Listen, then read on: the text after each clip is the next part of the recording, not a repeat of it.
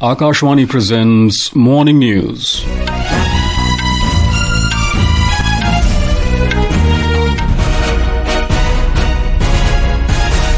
Good morning, I am Nishit Kumar.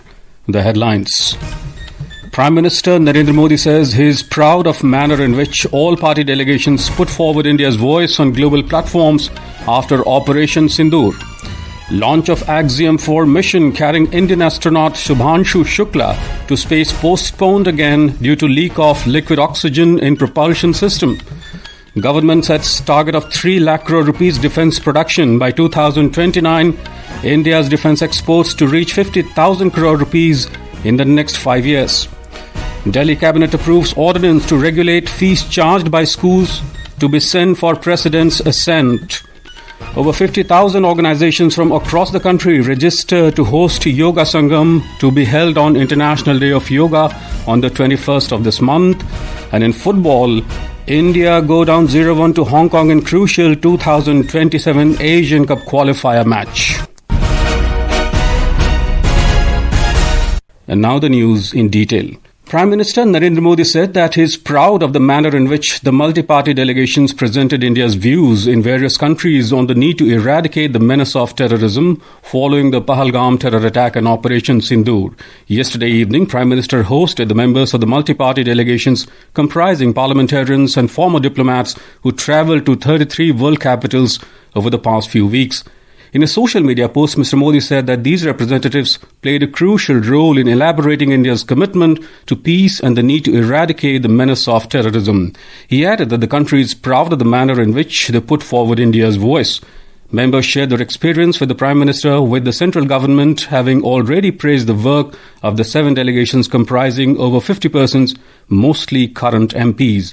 Congress MP Shashi Tharoor, who led the delegation to the Americas, praised the Prime Minister Modi for giving an opportunity in the service of the nation. I think he saw this as an opportunity to thank the delegations for their service, and he was very pleasant. He spent more than an hour with all of us. It was not a formal meeting at all. There were no formal speeches, or even those of us who had given him our reports on the trip did not present those reports or speak to them particularly, but it was a good, lively, informal conversation. And we all suggested we should make a practice of this more often, sending MPs to engage with legislators in other countries. And the Prime Minister certainly seemed to take that idea on board.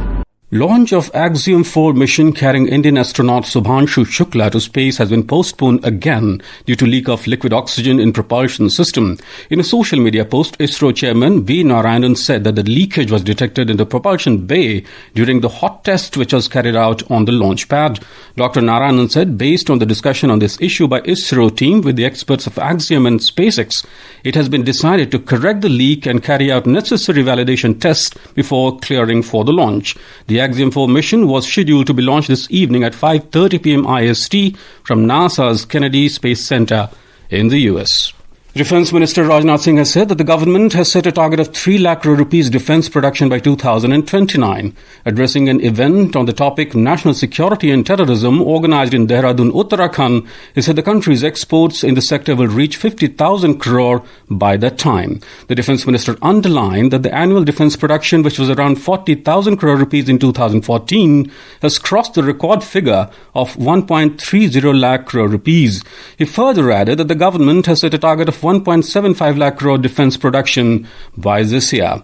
The minister said that the defence exports have skyrocketed to 23,622 crore rupees in the financial year 2024-25, and made in India defence products are being exported to nearly 100 countries. साथियों, आपको जानकर सुखद अनुभूति होगी कि आज भारत का defence export 2014 की तुलना में लगभग 35 टाइम्स बढ़ गया है 2014 की तुलना। अब 2013-2014 में भारत से होने वाला डिफेंस एक्सपोर्ट 686 करोड़, आज वह बढ़कर मोर देन 24,000 करोड़ तक पहुंच गया है। India has undergone a decade of remarkable transformation driven by the principles of Seva, Susashan and Garib Kalyan. Akashvani News brings you a special feature on the government's efforts over the last 11 years across key sectors. Today we discuss ease of living, how reforms and initiatives have made daily life simpler, more secure and more dignified for every citizen.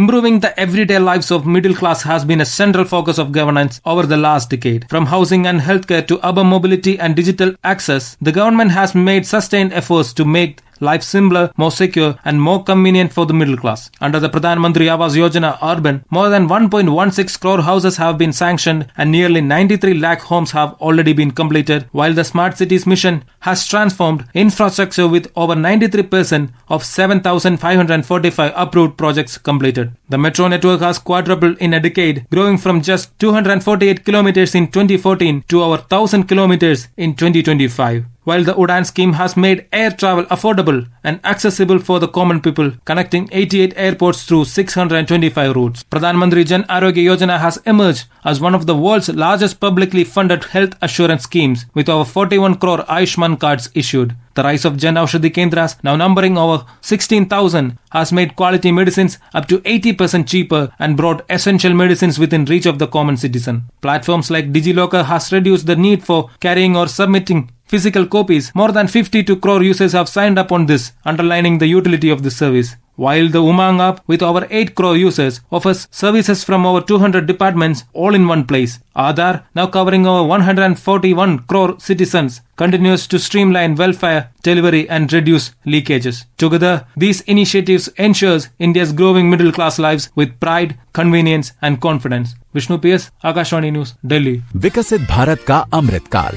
सेवा, सुशासन, गरीब कल्याण के 11 साल. Union Minister for Information and Broadcasting Ashwini Vaishnaw said that the capital expenditure has grown significantly in the last 11 years, reaching 11.2 lakh crore rupees in 2024-25. In a special article, the minister said over the last 11 years, physical infrastructure in Bharat has grown at a rapid pace. He added that nearly 59,000 kilometers of highways have been built and over 37,500 kilometers of railway tracks laid. Talking about the digital transformation, the minister said India's digital public infrastructure DPI has become a global benchmark. UPI, Aadhaar and DigiLocker are now studied globally for their scale and inclusiveness. He further added that over 141 crore Aadhaar registrations and everyday 60 crore UPI transactions signify its reach and acceptance. He lauded the recently inaugurated Chenab and Anji bridges as a symbol of modern Bharat. The minister wrote that a new Bharat is taking shape, where progress is measured not only in GDP but in dignity and opportunity. He said that this surge in public investment is most visible in India's infrastructure, physical, digital and social. This is Akashvani giving you the news. For quick news updates around the clock, follow us on our X handle at AIR News Alerts. And for details of these stories and more, log on to our website, newsonair.gov.in, and download the News on AIR app. Welcome back to the morning news. Delhi government has approved the Delhi School Education Transparency in Fixation and Regulation of Fees Ordinance 2025 to regulate arbitrary fee hikes by private schools in the national capital. It will give major relief to lakhs of students studying in private schools and their parents in the city. This was informed by City Education Minister Ashish Sood while addressing the media. He added that after President's assent, the ordinance will come into effect retrospectively from April this year. लगातार बड़े बड़े school जो discrimination बच्चों के साथ कर रहे थे, वो सब अंत हो गया. दिल्ली की जनता के लिए एक सुनहरा दिन है जब दिल्ली की मुख्यमंत्री उनके नेतृत्व, उनकी अध्यक्षता में कैबिनेट ने Delhi school education transparency in fixation bill को अध्यादेश के रूप में जारी करने का प्रस्ताव पारित किया है.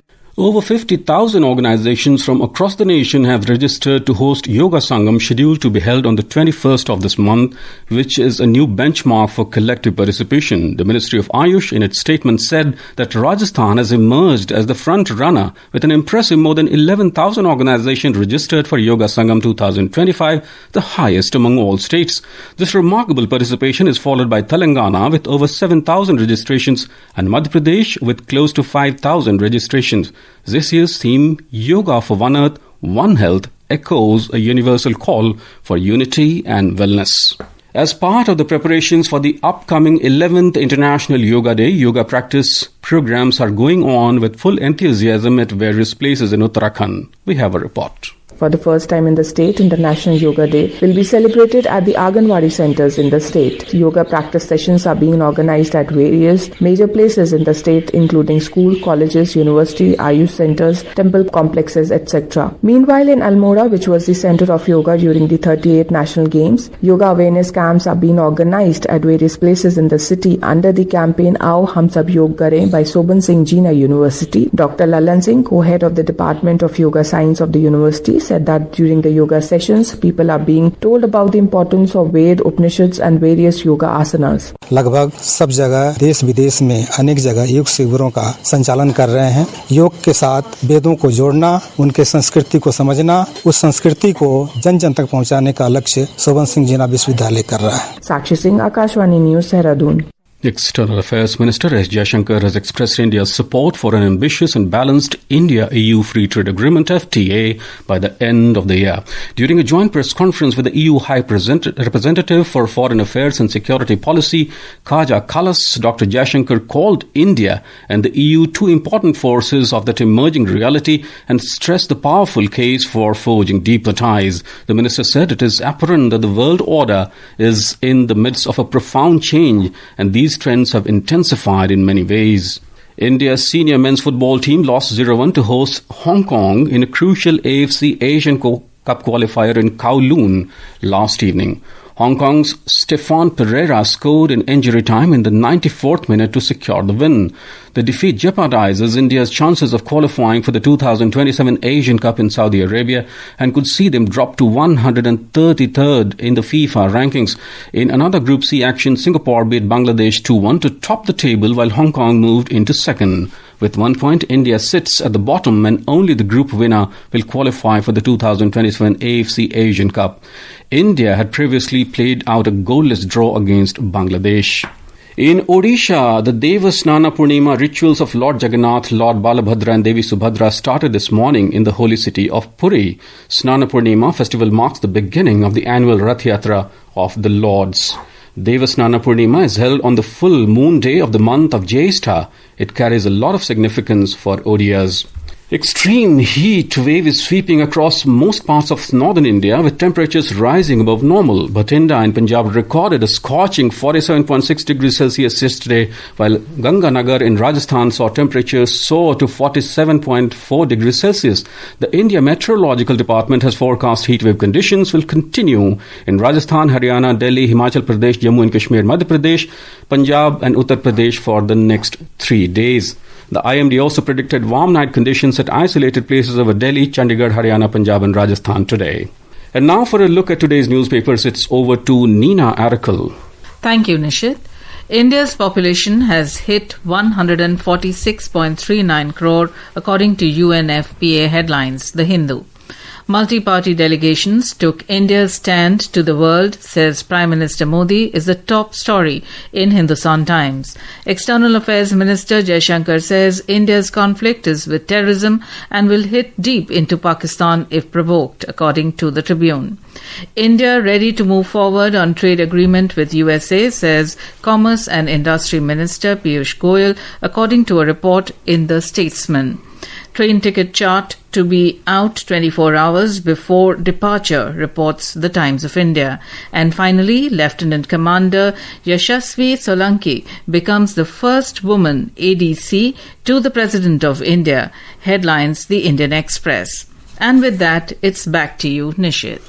Thank you, Nina. And now before we end the bulletin, the headlines once again. Prime Minister Narendra Modi says he's proud of manner in which all party delegations put forward India's voice on global platforms after Operation Sindoor. Launch of Axiom 4 mission carrying Indian astronaut Shubhanshu Shukla to space postponed again due to leak of liquid oxygen in propulsion system. Government sets target of 3 lakh crore rupees defence production by 2029. India's defence exports to reach 50,000 crore rupees in the next 5 years. Delhi Cabinet approves ordinance to regulate fees charged by schools to be sent for President's assent. Over 50,000 organizations from across the country register to host Yoga Sangam to be held on International Day of Yoga on the 21st of this month. And in football, India go down 0-1 to Hong Kong in crucial 2027 Asian Cup Qualifier match. And with that, we end the morning news. Have a nice day.